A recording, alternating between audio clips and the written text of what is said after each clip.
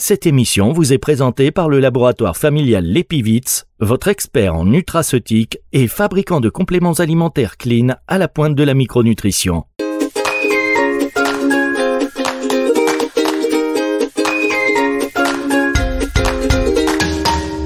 Bonjour à tous et bienvenue dans cette émission sur NutriCast, NutriCast que vous écoutez également peut-être sur Nutri Radio, NutriCast. Je vous rappelle que c'est la première plateforme audio consacrée à la phytothérapie, à la micronutrition, et puis Nutri Radio, première radio française consacrée à la nutrition, à la nutraceutique et aux thérapies non médicamenteuses. Donc on a plein de sujets à voir ensemble bien évidemment, régulièrement.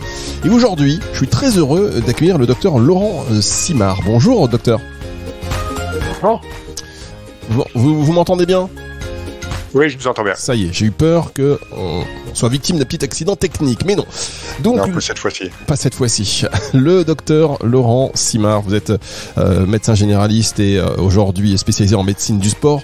On vous accueille sur cette antenne et merci d'avoir accepté l'invitation pour parler de nutraceutique et performance, le secret donc de la préparation sportive. Vous allez tout nous dire, chers auditeurs, une émission qui va être passionnante. C'est vrai que souvent, en termes de préparation sportive et même d'activité sportive et de récupération, c'est pas toujours ce qu'il faut prendre, comment, on entend tout et n'importe quoi. Donc là maintenant, ça va être validé, cautionné par le docteur Simard. Alors docteur Simard, vous exercez où exactement ? Tout près de Bruxelles, en Belgique. Donc c'est une ville qui s'appelle Jodogne, en plein milieu de la campagne. Très bien. Donc vous, très agréable. Très agréable, mais c'est et vous avez une connexion internet là-bas. Bah bravo, franchement, vous êtes fort. Parce que là, on est en distanciel et ça passe bien. Donc la fibre va partout, c'est incroyable ça. Donc c'est pas mal, hein. C'est pas mal, mais franchement, je suis bluffé. Alors, docteur Simard, est-ce que vous pouvez nous expliquer en quoi les nutraceutiques, tels que par exemple les antioxydants, les acides aminés, les probiotiques, jouent un rôle crucial dans la santé et le bien-être en général ? On a la journée ou parce que c'est oui. Une vaste question. On est parti sur 3 jours d'émission. D'accord. Plus sérieusement et en essayant de simplifier, je crois qu'on sera tous d'accord de dire que l'organisme humain c'est une machine assez incroyable. C'est d'abord un instrument qui est adaptable puisqu'on peut s'entraîner, on peut la spécialiser. C'est un instrument qui dépense une énorme quantité d'énergie à chaque instant, avec des réacteurs à oxydation qu'il faut pouvoir confiner. Et c'est un instrument qui peut se réparer en permanence, en tout cas de manière plus ou moins efficace. Et pour approvisionner toute cette usine chimique, on a besoin de toute une série de composants qu'on utilise soit de combustible, qu'on brûle, ou alors comme élément de structure, ou alors parfois les deux. C'est dans des conditions d'urgence, parfois on utilise des éléments de structure pour fournir de l'énergie. Et en général, c'est l'alimentation qui pourvoit, mais de temps en temps, dans des cas très particuliers, et les sportifs, ce sont des cas très particuliers, il faut aider la machine avec des compléments. Parce que si les capacités de réparation sont dépassées, ou si la production d'énergie est perturbée, on tombe malade, on se blesse ou on performe moins. Très bien, donc ça ce sont des notions qu'on n'avait pas il y a plusieurs années, c'était l'alimentation, la préparation. Maintenant les nutraceutiques sont pris en ligne de compte, il y a beaucoup aussi d'études cliniques qui valident leur efficacité. Alors comment justement ces produits nutraceutiques, chers auditeurs, donc on parle de compléments alimentaires, ils ont évolué pour devenir aujourd'hui des éléments essentiels dans le domaine de la préparation sportive et de la performance athlétique ? En fait, ils ont toujours plus ou moins existé dans le monde sportif. On a toujours essayé de soit de modifier l'alimentation, soit de donner des compléments alimentaires, parfois de manière un peu brutale et un peu comme des apprentis sorciers.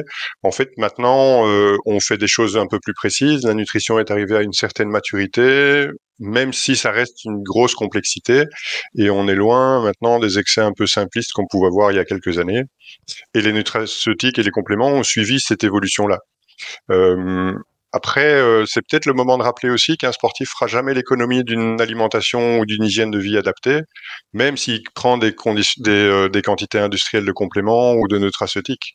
En fait, idéalement, il faut partir de l'alimentation et utiliser la complémentation comme un complément, par définition, pour corriger d'abord les éventuels déficits, maintenir la santé. Ça touche vraiment tous les sportifs de tous les niveaux et même la population générale. parce que les déficits apparaissent relativement rapidement. Mais après ça, on peut commencer à parler de soutien à la performance, d'optimalisation de la récupération. Ça pour des sportifs soit un peu plus pointus, hein, même des sportifs amateurs qui sont très pointus. On en voit des gens qui font des marathons, des Ironman. Ce sont des gens qui sont très très pointus, ou des sportifs professionnels avec des niveaux très très élevés, parfois vraiment des niveaux extrêmement extrêmement élevés où ils vont chercher des petits pourcentages, des petits centièmes de seconde. Et là, on peut les aider à essayer d'avancer là-dessus. Et c'est là qu'on commence à parler de supplémentation avec de la créatine, avec des acides aminés particuliers, avec des minéraux et des acides gras, et un soutien de la flore dont on n'a pas encore parlé, mais qui est central évidemment. Et puis de l'interaction entre tout ça, parce que on ne connaît pas bien l'interaction encore entre les compléments et la flore, l'intérêt de la flore dans l'utilisation des compléments. En fait, tout ça est en perpétuelle évolution. Alors, vous avez parlé de créatine, d'acides aminés. Quel est l'impact des acides aminés branchés? Vous allez nous expliquer ce que c'est. Et de la créatine en tant que nutraceutique, hein, sur l'amélioration de la performance musculaire et la réduction de la fatigue chez les athlètes. Et vous l'avez dit aussi, les athlètes professionnels, mais aussi les sportifs amateurs, voilà, qui font une pratique régulière et soutenue. Tout à fait. Sur ces deux sujets particuliers, si on parle des acides aminés branchés, donc c'est les fameux BCAA, ce sont des acides aminés qui ont une forme particulière. Pour construire les protéines, on a besoin de petites briques, et ce sont les acides aminés. Et les BCAA, ce sont des types d'acides aminés avec une forme particulière. En fait, on n'a pas aujourd'hui véritablement de consensus sur les BCAA. Il y a des études qui parlent d'amélioration, il y a des études qui montrent peu d'effets ou pas d'effets particuliers. Elles sont toutes unanimes sur l'absence de danger, hein. C'est déjà une bonne chose. Il y a une revue assez récente, hein, qui a été faite en 2022, et en fait elle conclut par on ne sait pas très bien si c'est l'administration de BCAA qui est supérieure ou bien si c'est la simple élévation des apports de protéines qui sont plus intéressantes. Donc pour l'instant, c'est pas encore tranché. Pour la créatine, c'est beaucoup plus clair. Il y a des bases scientifiques qui sont vraiment solides. Il y a des revues d'études sur le football qui montrent des effets sur le sprint, l'agilité, l'amélioration des performances en saut. Il y a une revue centrée vraiment sur le sport féminin. On n'a pas beaucoup de données sur le sport féminin, c'est dommage. Mais là, il y a vraiment une étude sur le foot féminin qui a conclu à des effets beaucoup plus importants que chez les garçons. Et alors, il y a une revue qui a couvert 10 ans d'études et qui conclut à une efficacité chez les jeunes. Donc, on voit que la question n'est pas totalement réglée. Ça aussi, ça continue à évoluer. Et donc, en pratique terrain, on l'utilise parce que on considère qu'elle est utile pour améliorer toutes les qualités musculaires de force, de puissance, d'endurance. Et même maintenant, on en parle. C'est un sujet que je connais bien, qui me tient à cœur. On en parle aussi dans les récupérations post-commotion. Alors, vous savez, la créatine. Pardon, ouais. je vous interromps, mais la créatine, effectivement, il y a quelques années, c'était plutôt. Vous allez me dire ce que vous en pensez, mais c'était plutôt vu comme limite un produit dopant. Oui, tout à fait. Et aujourd'hui? Et donc là, on a évolué. On a évolué. Ouais. J'ai rencontré un ami, pour tout vous dire, parce qu'il faut quand même qu'on raconte nos vies aux auditeurs, docteur. Oui, c'est bien. Hein. Mais non, mais parce que je rencontre. Ça les détend. Voilà, ça les détend, mais ce qui est, voilà, partage d'expérience. Vous avez le scientifique, moi, j'ai ce que mes amis me racontent. Donc, ils me disaient, c'est important. Qui prenait, alors du collagène tous les matins, mais qui prenait, voilà, de la créatine et qui l'avait vraiment vu. C'est quelqu'un qui fait du sport régulièrement. Il me dit, mais avant, je prenais la montée, là, en face de chez moi, c'est une grosse montée, mais je souffrais. Et là, depuis que je prends de la créatine, mais franchement, j'ai l'impression que je bondis. Alors, il m'a dit ça, c'était il y a pas très longtemps. Donc, je me suis dit, je vais me mettre à la créatine, mais avant, j'ai quand même une émission avec un spécialiste et un médecin du sport. Donc, je vais poser quelques petites questions dans ce cadre-là, parce que la créatine, elle n'a pas bonne presse, en réalité, et toutes les qualités aussi ne se valent pas. Mais bon. Est-ce que vous voulez rebondir là-dessus? Oui, j'aimerais bien avoir votre avis parce qu'on a un petit conducteur d'émission. Si on déborde, ça va faire 3 heures. Juste, si vous voulez revenir là-dessus, ça m'intéresse d'avoir votre point de vue. Ouais, ne me laissez pas partir parce que j'ai tendance à beaucoup parler. Ah, mais c'est mieux. Non, la créatine, vous pouvez y aller. Franchement, là où toutes les études sont d'accord, c'est qu'il y a une absence totale de danger, même avec des doses qui sont très importantes, hein, parce qu'on fait des charges de créatine parfois avec 20 grammes de créatine pendant 5 jours. Même à ces doses-là, il n'y a aucun problème, aucun danger. À 5 grammes par jour en continu et en entretien, il n'y a aucun danger. Et votre ami a expérimenté la part d'amélioration de la performance musculaire en termes d'utilisation de l'énergie, donc en termes d'endurance. Donc effectivement, il a expérimenté ce qu'on voit dans les études. Mais alors attendez, c'est comme ça sur tout. Excusez-moi, je fais une espèce de. C'est comme ça sur tout. C'est-à-dire que si on va, on soulève un peu du poids, on va avoir plus d'énergie pour aller plus loin. Voilà. Est-ce que c'est comme ça? C'est un peu ça. C'est ce qui donne l'effet améliorant sur la prise de masse musculaire aussi. C'est que vous pouvez aller un petit peu plus loin, un petit peu plus fort. Ça augmente les performances de force et d'endurance. Et donc, vous pouvez demander à votre muscle un peu plus. Donc, vous entraînez un tout petit peu plus et donc gagner un petit peu de muscle un peu plus rapidement. Oh là là, c'est incroyable cette histoire de créatine, donc qui fonctionne encore et avec des résultats plus significatifs encore chez les femmes que chez les hommes. Encore plus significatif chez les femmes. Alors, on ne comprend pas encore vraiment pourquoi. Vraisemblablement, c'est parce que leur taux de créatine de base est un tout petit peu plus faible que chez les hommes au départ. Et que du coup, la complémentation est plus bénéfique encore chez elles. Et même chose chez les plus jeunes. Maintenant, on la conseille rarement en dessous de 18 ans pour toute une série de questions qui sont pas des questions seulement médicales et seulement scientifiques. Mais en tout cas, objectivement, chez les femmes et chez les plus jeunes, l'effet est un petit peu plus important, vraisemblablement parce qu'il y a moins de créatine dans les muscles. Très bien. Alors là, vous venez aussi de parler d'un sujet important. Les jeunes, à partir de quel âge on peut donner de la créatine à un enfant? Vous avez dit, enfin un enfant, moi je dis ça à un enfant, j'ai un fils de 18 ans, pour moi c'est un enfant. Mais bon, à un jeune homme, on va dire, oui, de 18 ans, ce sera toujours des enfants. Je lui ai dit, à 30 ans, tu seras mon enfant. Donc, est-ce qu'on peut donner de la créatine à partir de 18 ans? Est-ce que si c'est à partir de 18 ans, est-ce que pour autant il faut le faire, ou est-ce qu'il faut vraiment attendre que on soit en déclin un petit peu? Il faut toujours penser en termes plus larges et intégrer toute une série de variables qui sont importantes, notamment l'utilité de le faire avant un certain âge, le danger de le faire avant un certain âge, les données qu'on peut avoir sur ces tranches de population-là. Et donc, je me limite en général aux adultes pour la prescription, en tout cas, de créatine. Maintenant, vraisemblablement, vu le composant, vu les études qu'on a, il y a très très peu de risques de le prendre avant 18 ans. Je pense que vraiment la grosse limite, c'est, je dirais, 15 ans. Parce que les qualités musculaires commencent à ce moment-là à être améliorées, modifiées par la testostérone aussi. Donc il y a toute une série de considérations hormonales qui viennent se mettre aussi dans l'équation. Donc en prescription au cabinet, je le fais jamais avant 18 ans. Mais médicalement, je pense qu'il n'y a pas de souci à partir de 15 ans. D'accord, très bien. Alors quels sont les effets potentiellement dangereux, justement ?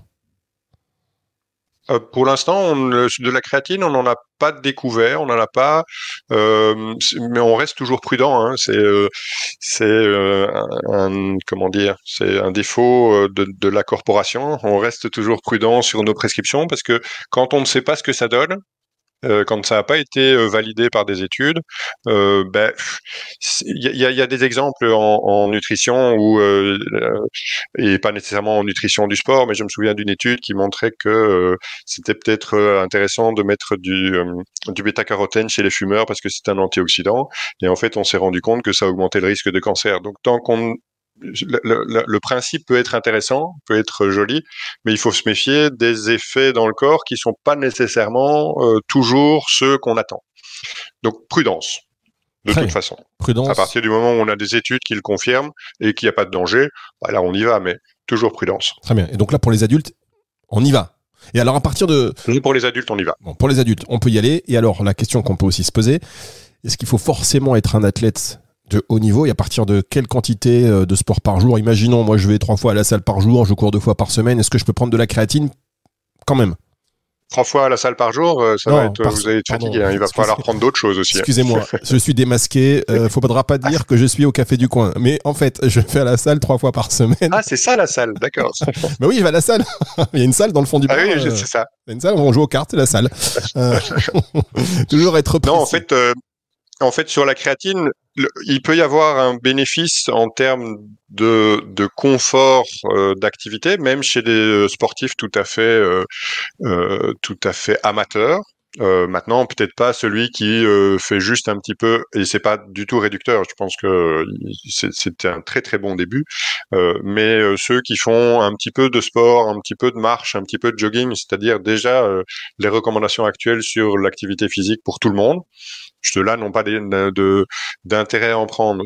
À partir du moment où on veut être un petit peu plus confortable à la salle de sport parce qu'on a un objectif, un programme qui est instauré, la créatine peut devenir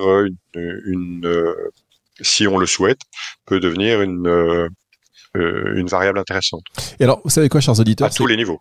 À tous les niveaux. Et sexuellement aussi, ça fonctionne? Non, je plaisante évidemment. Mais non, mais là, ça n'a pas d'études. Regain d'énergie, je dis ça. Et le pire, chers auditeurs, c'est que cette émission n'est pas sur la créatine. Donc là, on va faire une toute petite pause. Tout à fait. Et on en profite quand on a un expert médecin du sport. Il y a tellement de questions à se poser. Le sport est tellement aussi important. Hein. Il a été un peu mis de côté, mais alors là, on a saisi tous l'importance du sport. Donc, on a un médecin du sport. Quels sont les produits nutraceutiques qui peuvent nous aider pour la préparation, pour la pratique et puis pour la récupération. On revient dans un tout petit instant, le temps de marquer une pause. C'est sur NutriCast et sur Nutri Radio. Vous recherchez des compléments fiables et efficaces pour optimiser votre nutrition? L'Epivit, laboratoire familial expert en nutraceutique, vous accompagne depuis plus de 30 ans avec des produits Clean Label. Que ce soit pour le boost de performance, la préparation physique ou votre mieux-être, l'Epivit vous propose une gamme de compléments alimentaires éthiques et complètes. L'Epivit, au cœur des micronutriments fonctionnels pour votre santé. Plus d'infos sur lepivit.fr. Pour votre santé, pratiquez une activité physique régulière.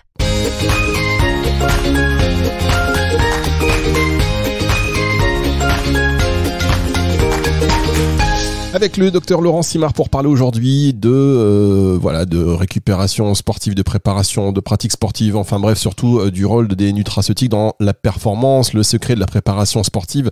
Vous êtes en train de tout nous dire. On est complètement hors timing.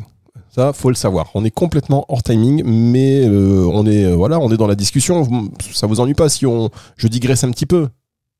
Non, pas du tout. Moi, ça m'arrive souvent. Hein. Quand vous me laissez parler, vous serez systématique. Timing. Bon, en tout cas, on va reprendre donc le fil de cette émission. On a donc parlé de la créatine. Est-ce que vous pouvez partager des études ou des cas où l'utilisation de nutraceutiques comme la bêta-alanine, pareil, vous allez pouvoir nous dire ce que c'est, ou les oméga 3, a démontré une amélioration notable des performances sportives? Parce qu'on en parle beaucoup aussi. Ouais. Pour être tout à fait précis sur la bêta-alanine, en fait, c'est pas la bêta-alanine elle-même qui a un effet ergogénique, donc d'amélioration des performances, mais c'est parce que c'est un précurseur d'un machin qui s'appelle la carnosine. Et la carnosine, c'est un composant, qui est présent dans les muscles et qui a des effets antioxydants et anti-glycation. La glycation, c'est la transformation de certaines protéines avec des sucres, qui est très embêtante. Et donc, la carnosine empêche ça. Et donc, on a des données actuellement sur son utilisation dans les sports de combat, avec déjà des données intéressantes qui montrent une amélioration de la force, une amélioration de la puissance et une amélioration de la charge globale d'effort, un peu comme la créatine. Mais comme souvent, pour l'instant, on est un peu au milieu du gué. On a besoin d'études beaucoup plus volumineuses et surtout d'autres sports et qui prennent aussi en charge d'autres profils comme des sports féminins, comme des sportifs plus âgés ou plus jeunes. Donc pour l'instant, on est un peu au milieu du gué sur la bêta-alanine. On peut pas en dire beaucoup plus.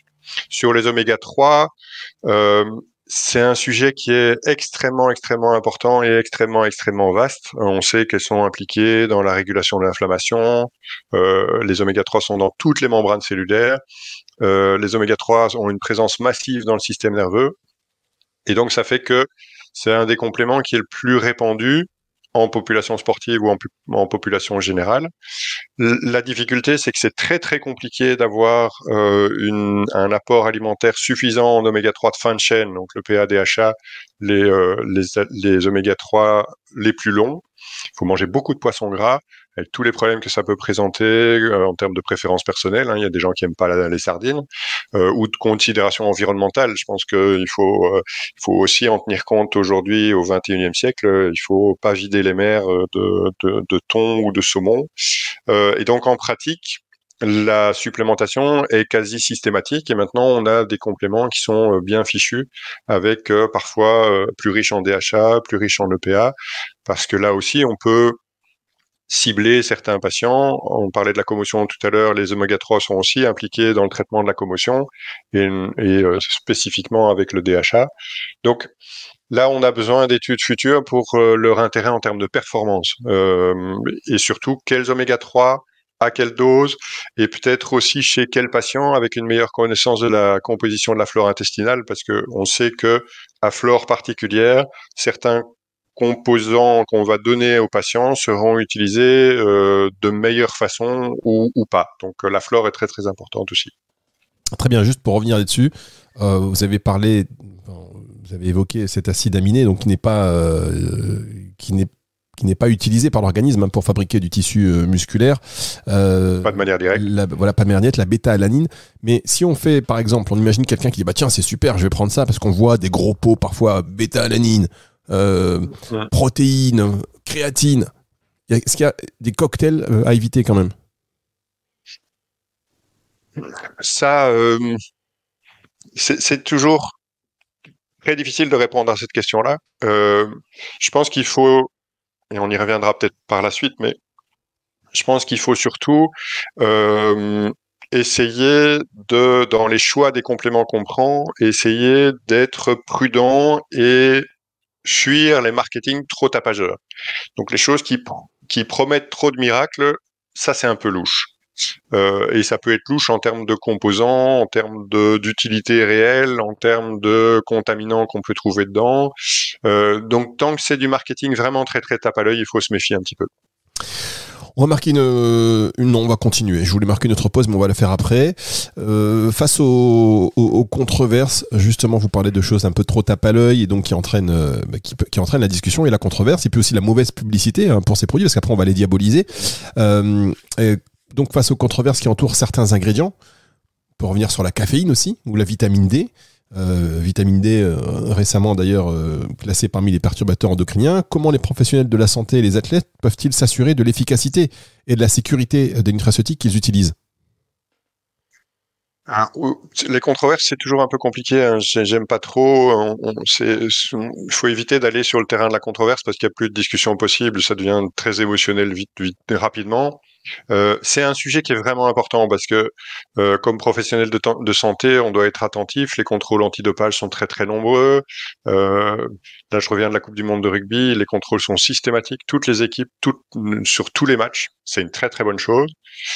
Et pour rappel, dans le règlement antidopage, le sportif est responsable de toute substance qu'on trouve dans son corps, même si l'ingestion est accidentelle. Donc c'est très important de prévenir les sportifs.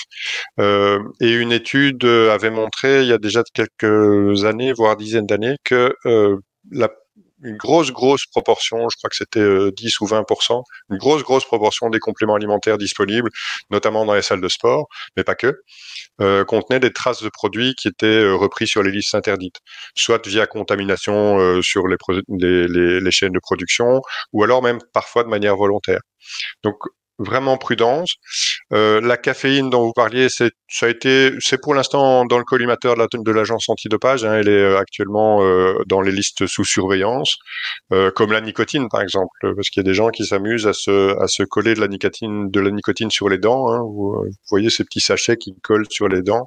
C'est très répandu dans le foot par exemple, mais ça reste sous surveillance, donc il faut être prudent, mais pour le moment, pas de raison de craindre la caféine. Pour l'efficacité et la sécurité, consulter. Je pense que ça c'est toujours un bon conseil. Se faire conseiller correctement, ne prendre que des choses dont l'utilité est démontrée. Ne pas prendre des trucs qui sont avec des promesses un peu farfelues. Au minimum, à prendre des choses dont l'absence d'effet secondaire est démontrée. Et puis après, en termes de produits, firme reconnue, et essayer de privilégier des compléments qui sont porteurs de labels, et surtout, ne pas tout miser sur les compléments. Encore une fois, une alimentation adaptée, le sommeil, c'est quand même la base de la récupération, le sommeil. Hein. Ce qui fait la différence entre un sportif amateur et un sportif professionnel, c'est que le sportif professionnel, il a le temps de se reposer, tandis que le sport amateur, quand il devrait se reposer, il va travailler. C'est vraiment le sommeil et le repos. L'hygiène de vie, c'est vraiment tout à fait central. Je me souviens d'un sportif qui disait, il se disait de haut niveau, et il me demandait si prendre des antioxydants permettrait de contrecarrer les effets du tabac. C'est évidemment tout à fait ridicule. L'hygiène de vie est capitale. Eh bien, merci pour ces précisions. On va marquer la dernière pause de cette émission et on se retrouve juste après ceci.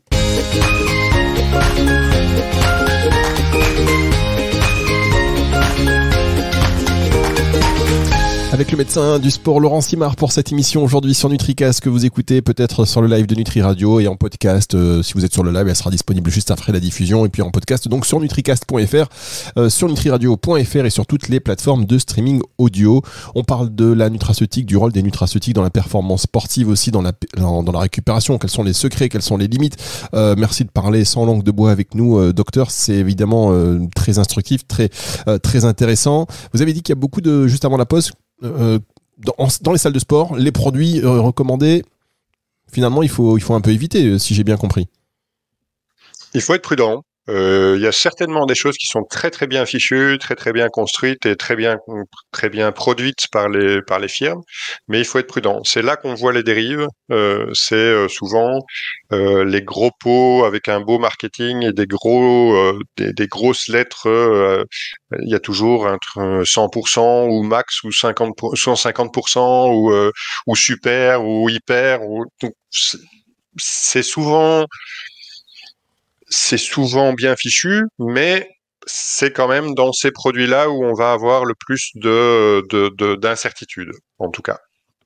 Bon, bah ça c'est bon à noter. Et d'ailleurs, ça fait penser aussi que si vous êtes une marque de nutraceutique et qui veut se développer en salle de sport parce que vous avez des bons produits, c'est peut-être pas la meilleure idée. Si jamais on associe des produits de salle de sport à quelque chose de pas forcément sain, peut-être que l'image de marque de la société va en pâtir. Et ça fait partie de la stratégie aussi de communication et de réflexion, du déploiement dans les points de distribution et qui peuvent parfois être intéressants en termes de nombre, mais après, quelles répercussions sur la marque si on se met à se dire que les produits qu'on va trouver dans les salles de sport sont pas forcément ceux à privilégier en priorité. Clairement, et surtout aujourd'hui où l'information va à une vitesse folle. Aujourd'hui, une information à un point du globe prend même pas 2 heures pour faire le tour de la planète. Donc, sans aller jusque-là, imaginons un produit français qui commence à avoir mauvaise presse. Je pense que en 48 heures, tout le monde en France est au courant.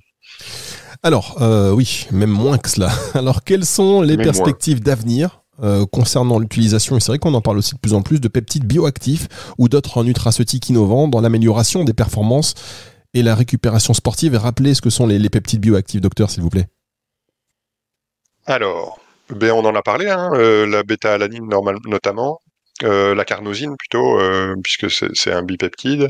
On est évidemment très attentif, puisque on est friand de toutes des petites choses qui peuvent donner quelques petits pourcentages d'amélioration. Après, encore une fois, le monde du sport a très souvent tendance à s'emballer pour le dernier truc à la mode. C'est parfois en termes de compléments nutritionnels, parfois en termes de dispositifs externes. On a tous vu ces espèces de petits machins pour la respiration là qui étaient censés améliorer les performances sportives et qui en fait n'ont pas un effet vraiment majeur. En grattant un peu, on se rend compte souvent que les arguments avancés sont très très fragiles et qu'ils s'appuient surtout sur un marketing très très efficace. Donc les infos doivent venir de professionnels, doivent s'échanger et se croiser. Et nous, de notre côté, ce qu'on attend, c'est des études solides, bien construites, des choses qu'on peut transmettre dans la consultation, parce que nous, on a une obligation de transmettre une information qui est fiable. On peut pas se permettre de faire des recettes un petit peu magiques. On a une obligation d'avoir un bagage derrière qui permet d'avoir une certaine certitude, certainement en termes de sécurité, mais aussi en termes d'efficacité. Une fois qu'il y a ces études, on peut intégrer ces compléments dans des programmes de préparation ou dans des programmes de suivi nutritionnel. Et la carnosine, avec la bêta-alanine de tout à l'heure, Ça fait partie de ces compléments prometteurs qu'on a encore un petit peu de mal à inscrire dans des programmes de préparation tout venant, disons. On peut déjà le faire dans les sports de combat, puisque là, on a des études et là, on sait sur quoi sur quel paramètres on peut jouer. Alors pour les auditeurs qui ont besoin de conseils, quels seraient les vôtres pour choisir et intégrer donc des produits nutraceutiques tels que aussi les polyphénols ou les protéines de lactosérum de manière efficace et sécuritaire dans leur programme de préparation sportive? Alors, bonne question. Règle importante, c'est ne pas faire confiance à un seul interlocuteur, surtout s'il promet des miracles. Ça, c'est vraiment capital.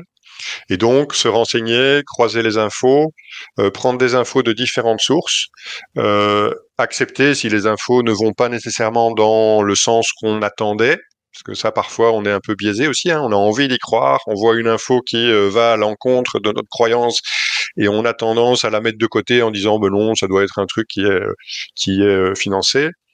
Faire confiance à son staff médical, aux médecins, aux kinés, aux nutritionnistes, dont c'est le métier, qui prennent l'info de sources fiables normalement. C'est pas absolu. On voit parfois des choses assez étranges conseillées par des professionnels avec pignon sur rue, mais en croisant les infos, on diminue le risque de faire n'importe quoi. Et en termes de choix de compléments, je pense que il faut favoriser les compositions plus simples, pas les listes qui contiennent 25 machins. C'est souvent le problème dans ça, c'est on ne sait pas si vraiment c'est efficace à ces doses-là, hein, parce que souvent c'est des petites doses d'un peu beaucoup de bazar. Deux, à la longue, on va prendre un complément plus un deuxième plus un troisième, et on peut cumuler des sources d'un même composant. Imaginons, je ne sais pas moi, une vitamine D, et avoir des surdosages.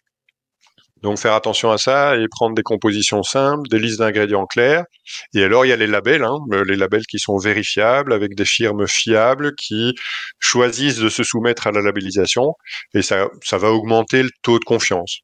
Mais toujours rester vigilant. Et en suivant tout ça, on peut quand même être piégé parfois. Donc faire vraiment attention, se faire conseiller et rester un peu prudent. D'accord, donc j'ai parlé des protéines de lactosérum qui sont assez intéressantes puisqu'elles sont complètes, qu'elles contiennent tous les acides aminés essentiels que le corps ne peut pas fabriquer. Donc je reprécise pour les auditeurs, mais et qu'on trouve aussi souvent d'ailleurs en complément alimentaire. Et quand on parle de, comme vous l'avez dit, il y a beaucoup de produits qui peuvent s'avérer efficaces, qui bénéficient d'ailleurs de tests d'efficacité, d'études.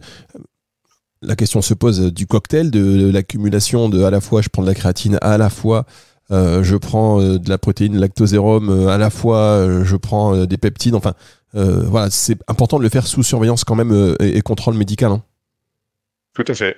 Parce que il n'y a pas beaucoup de papier non plus sur les interactions entre ces compléments. Souvent, on aura un papier sur la créatine, on aura un papier sur l'apport de la bêta-alanine et l'influence sur la carnosine, on aura un papier sur la caféine, mais rarement on aura un papier sur un cocktail qui contient de la créatine, de la bêta-alanine, de la caféine. Et donc ces interactions-là, on ne les connaît pas bien. Et en plus, on sait que chaque sportif est différent, on sait que chaque flore de chaque sportif est différente, et donc utilise peut-être ces compléments de manière différente. Donc ça, c'est aussi je dirais un point d'équilibre qu'il faut trouver, c'est essayer de naviguer là-dedans en gardant tout ça à l'esprit. Et est-ce qu'on peut se dire, quand on a trouvé sa marque de complément alimentaire sur un produit, on doit finalement, et on se rend compte que voilà, c'est le seul laboratoire où cette marque elle est éthique, elle nous convient. Est-ce qu'on peut se dire qu'on peut choisir tous nos produits dans le même labo ou il faut un peu varier? C'est pas une obligation de varier. Ce qu'il faut regarder, c'est toujours la composition, parce que même des labos qui sont excellents, et il y en a beaucoup, même des labos qui sont excellents peuvent parfois sortir des choses qui sont pas nécessairement intéressantes ou pas nécessairement intéressantes pour le type de patient que vous allez suivre. Si vous ne suivez que des marathoniens, vous allez avoir peu d'intérêt à donner de la créatine, en tout cas pas en continu. Si vous suivez que des joueurs de rugby, vous allez sans doute avoir moins d'intérêt à donner d'autres choses. Donc il faut toujours regarder les compositions. Quand vous avez des firmes qui sont identifiées comme étant sérieuses, vous avez un petit facteur de confiance en plus. Mais toujours regarder les compositions et réfléchir par rapport aux compositions. Et alors vous, en tant que médecin du sport, ça fait combien de temps que vous pratiquez? Vous étiez médecin généraliste, voilà, et maintenant vous êtes expert en médecine du sport. Ça fait combien de temps que vous êtes en activité?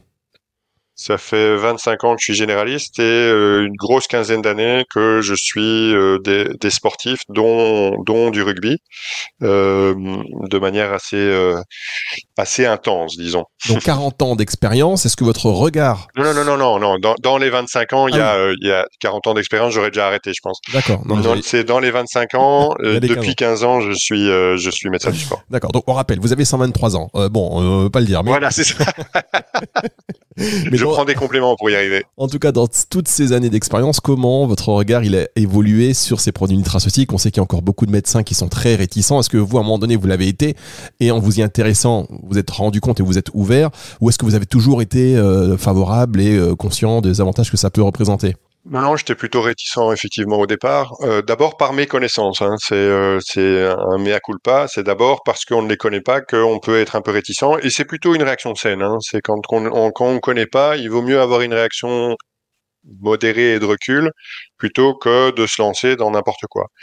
Et puis au fur et à mesure qu'on s'y intéresse, qu'on lit des choses et aussi que les données arrivent, parce que il y a 25 ans quand j'ai commencé, la complémentation, c'était des méga doses de plein de choses. On mettait des trucs qui étaient vraiment un peu effrayants.